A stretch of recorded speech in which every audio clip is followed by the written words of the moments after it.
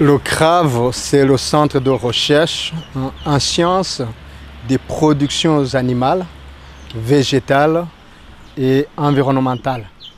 C'est un centre de recherche qui a été accrédité parmi les 3 centres qui fonctionnent au sein de la FABI. C'est un centre de recherche qui comprend 2 laboratoires, 5 équipes de recherche, et aujourd'hui qui recense plus de 49 membres fondateurs, c'est-à-dire membres permanents, dont 14 disposent d'un PhD, et on a des membres associés qui arrivent à 25 et dont la moitié dispose d'un doctorat. C'est un centre qui a été accrédité vers la fin de l'année 2017 et dans le cadre de la restructuration de la recherche qui a été entamée par l'Université du Burundi. Et donc, la FABI a créé ces centres pour se conformer à cette nouvelle architecture de la recherche.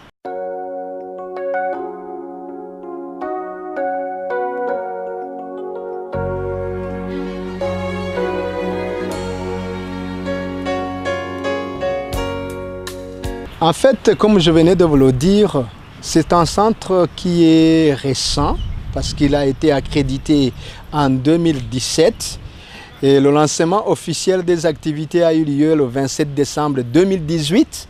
Vous voyez que dans ce contexte, il serait très difficile de vous dire que dans moins d'une année, on a déjà des résultats de la recherche effectués dans le cadre de ce centre. Mais le centre contient des membres qui effectuaient déjà des recherches et qui sont aussi en train de finaliser des travaux de recherche. Il y en a beaucoup de recherches qui ont été déjà couronnées de résultats probants. Et un rapport, par exemple, de la lutte contre l'érosion dans le cadre du projet SADER. Il y a un projet aussi sur l'élevage des caprins, un projet où on est en train d'améliorer la race locale par le croisement avec la race beurre.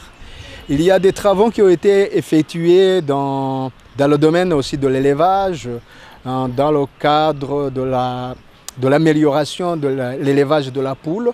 Et c'est M. Grégoire qui fait ça, qui a fait un travail sur comment on peut améliorer la poule locale dans un système d'élevage villageois.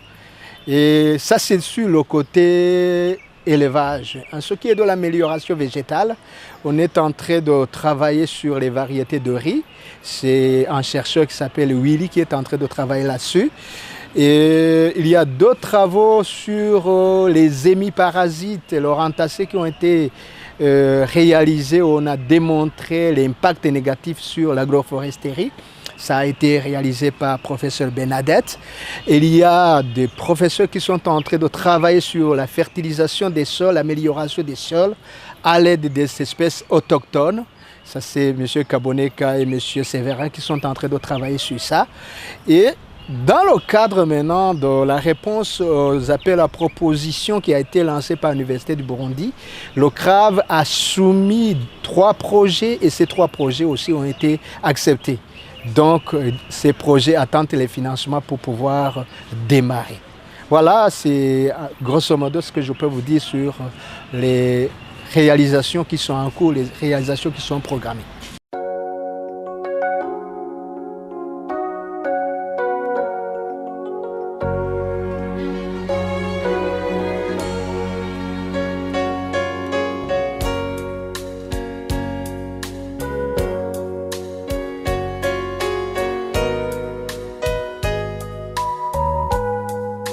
Sur le côté vulgarisation, je vous signalerai que les recherches qui sont faites au niveau du CRAV, ce sont des recherches qui sont faites avec les bénéficiaires. On les fait sur terrain. Et directement, les bénéficiaires les dupliquent les résultats. Et aussi, il y a des ateliers de dissémination des résultats qui sont organisés. Mais je ne manquerai pas de vous dire qu'on a besoin effectivement de disséminer ces résultats dans des sites expérimentaux qui ne sont pas proches, non, des sites qui ne sont pas proches des sites expérimentaux, dans d'autres régions un peu éloignées.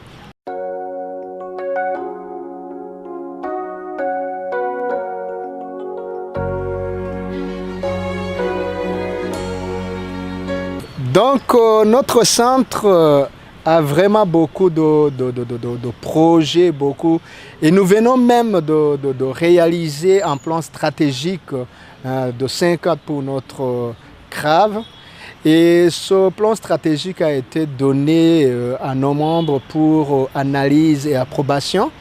Et c'est un plan stratégique où nous avons effectivement des axes de recherche, des axes de travail, qui sont des axes quand même qui répondent à notre triple mission. La mission d'enseignement, formation, où nous allons mettre un accent sur la formation des masters et même l'encadrement des doctorants. Et nous avons un axe sur la recherche-développement, ce que nous faisons effectivement avec nos partenaires, les bénéficiaires. Et nous avons un axe aussi sur les services à la communauté. Et ces services qui seront bien sûr dans le cadre de l'appui conseil, dans le cadre des consultances et des expertises.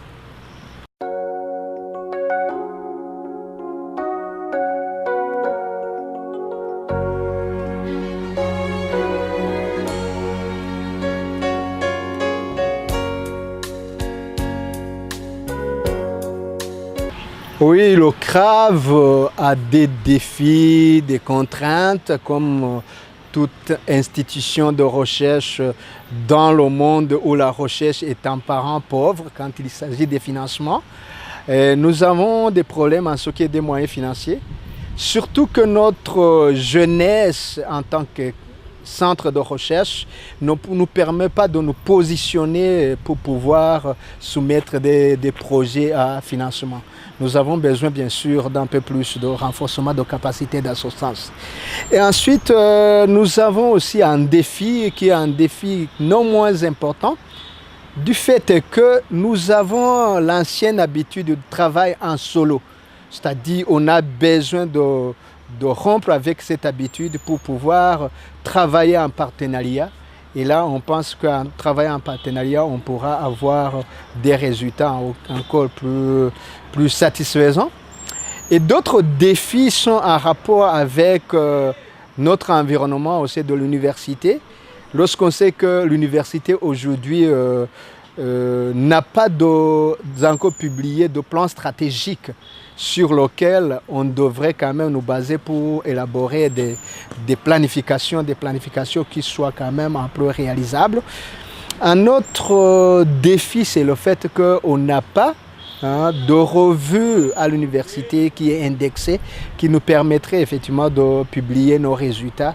Et ça nous prend quand même un peu de temps et de moyens pour pouvoir soumettre dans des revues internationales. Bon, je ne sais pas, je ne peux pas vraiment parler seulement des défis parce qu'il y a aussi des opportunités.